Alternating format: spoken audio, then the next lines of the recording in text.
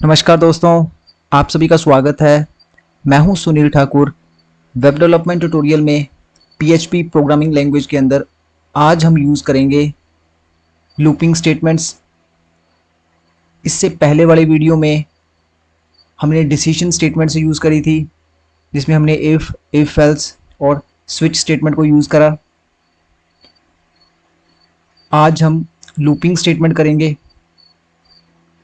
तो मैंने यहाँ पे पीएचपी का ब्लॉक स्टार्ट कर लिया है।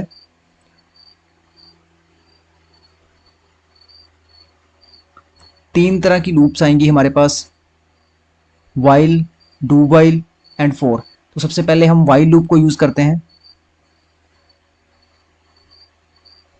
लूपिंग स्टेटमेंट में हमारे पास तीन पार्ट्स होंगे, जिसमें डिक्लेरेशन और इनिशियलाइजेशन होगी हमारे पास कंट्रोल वेरिएबल की, उसके बाद टेस्ट कंडीशंस और इंक्रीमेंट सेक्शन। तो मैंने यहाँ पे वेरिएबल लिया है एक x, उसकी वैल्यू को इनिशियलाइज कर दिया 1 से। उसके बाद लूप लगा रहे हैं वाइल, जहाँ पे कंडीशन चेक कर रहे हैं जब तक value less than equal to 20 है तब तक क्या होएगा, हमारी स्टेटमेंट एग्जीक्यूट होएगी। और उसके बाद स्टेटमेंट लगाई है $x++, ये है इंक्रीमेंट सेक्शन। तो इसी हिसाब से हमारी जो लूप है वो 20 टाइम्स चलनी चाहिए। तो इसको हम एग्जीक्यूट करके देखते हैं। तो इसका जो रिजल्ट आया है हमारे पास इस तरह से आ रहा है, द नंबर इज, उसके बाद जो नंबर आ रहा है।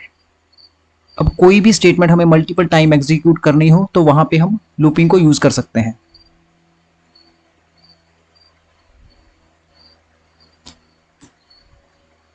अभी ऊपर हेडिंग दे देता हूं मैं, वाइल लूप।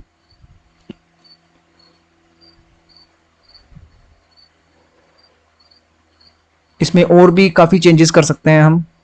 जैसे यहाँ पे हमने $x++ लिखा है, तो वो क्या करेगा, हर बार एक कंट्रोल वेरिएबल को इनिशियलाइज कर रहा है। जैसे पहली बार वैल्यू 1 थी, कंडीशन चेक हुई, कंडीशन ठीक है, तो द नंबर इज 1 प्रिंट हो गया हमारे पास। उसके बाद वैल्यू उसकी 2 हो गई, फिर कंडीशन चेक हुई।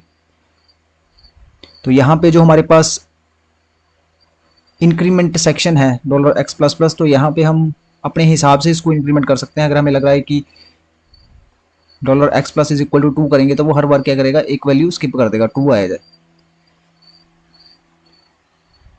तो इसमें भी हम वैल्यू चेंज करके देखते हैं। जैसे इस बार मैंने वैल्यू ली है, इनिशियलाइज जो है 0 से हो रही है और लेस देन इक्वल टू 50 है। तो अगर हम सिंपल x++ करेंगे, सिर्फ इंक्रीमेंट सेक्शन हमारे पास एक होएगा, तो हमारी जो ये स्टेटमेंट है वो 50 टाइम एग्जीक्यूट होनी चाहिए। तो अगर हमें लगे कि कम करवाना है इसको, तो हम इंक्रीमेंट सेक्शन पे भी वैल्यूज को चेंज कर सकते हैं।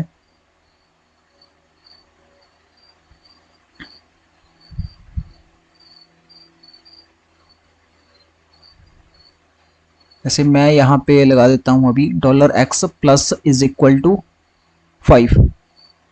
तो सबसे पहले हमारी वैल्यू है 0, लेस देन इक्वल टू 50, ठीक है। नंबर इज, ठीक है, हमारे पास क्या आएगा, 0 प्रिंट हो जाएगा। उसके बाद 0+ इज इक्वल टू 5, अगली बार वैल्यू क्या होगी, 5। तो 5 less than is equal to 50, तो हमारे पास क्या प्रिंट हो गया, 5। उसके बाद वैल्यू होगी हमारे पास 10, तो हमारा वैल्यू नंबर क्या आ रहा है, 10, 15, 20, 25, 30, 35। तो इस तरह से हमारी जो लूप है उसको हम कंट्रोल कर सकते हैं कि कितनी बार एग्जीक्यूट होएगी। वैल्यू का जो हमारा इंक्रीमेंट सेक्शन है उसमें भी हम अपने हिसाब से लूप को सेट कर सकते हैं। वाइल लूप को हम एंट्री कंट्रोल लूप भी बोलते हैं। सेकंड लूप स्टेटमेंट है हमारे पास डू वाइल लूप।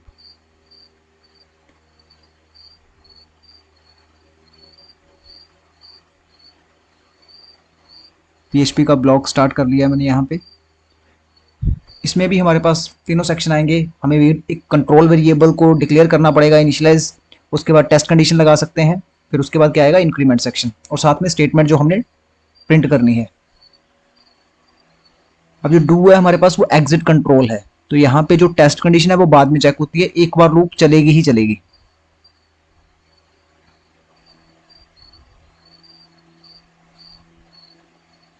तो वैल्यू को इनिशियलाइज कर दिया है हमने 1 से।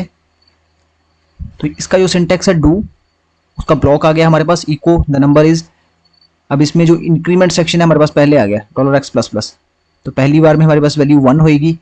ठीक है, तो पहली बार में तो चाहे कंडीशन फॉल्स भी होगी तब भी हमारी स्टेटमेंट एक बार एग्जीक्यूट जरूर होगी।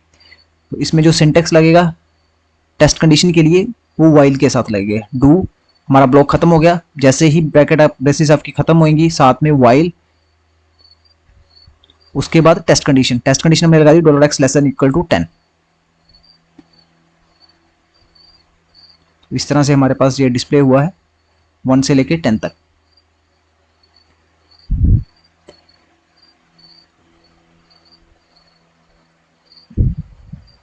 इसमें भी इंक्रीमेंट सेक्शन में अगर हमें कुछ वैल्यू ज़्यादा प्लस करनी है, x plus is equal to 2 कर सकते हैं आप, 2 का इंक्रीमेंट सेक्शन दे सकते हैं, 4 दे सकते हैं, 5 दे सकते हैं। तो उस हिसाब से हम कितनी बार हमें स्टेटमेंट एग्जीक्यूट करनी है वो स्पेसिफाई कर सकते हैं हम इंक्रीमेंट सेक्शन में भी।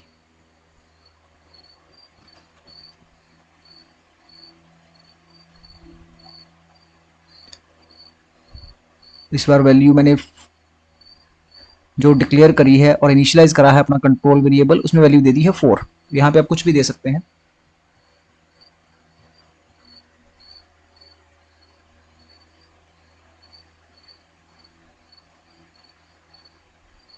तो नंबर इज, तो पहली बार में हमारे पास नंबर प्रिंट हो जाएगा 4। उसके बाद हम टेस्ट कंडीशन लगाएंगे। टेस्ट कंडीशन स्पेसिफाई करेगी कि जो हमारी लूप है वो कितनी बार चलेगी, लूप के अंदर जो स्टेटमेंट है वो कितने टाइम्स एग्जीक्यूट होएगी।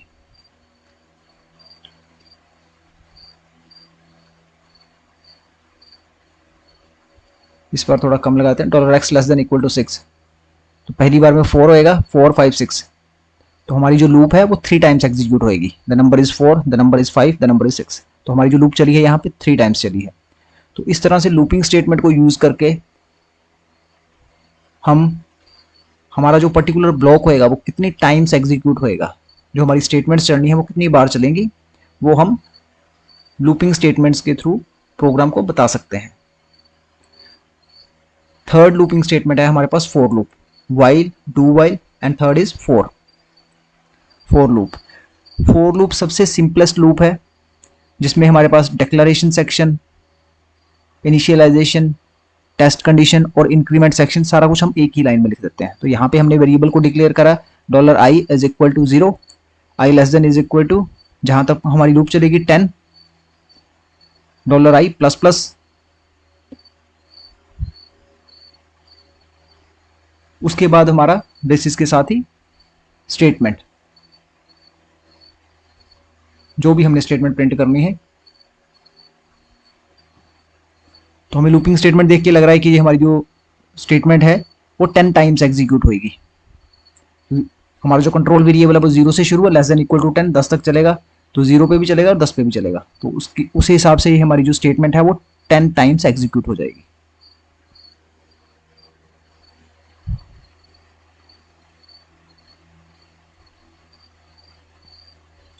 फॉर लूप 0 से लेके 10 तक आ गया हमारे पास।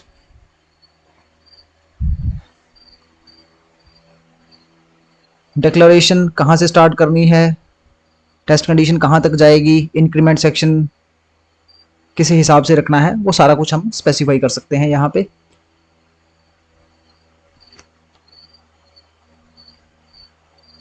एक और एग्जांपल बना लेते हैं इसमें फॉर लूप में।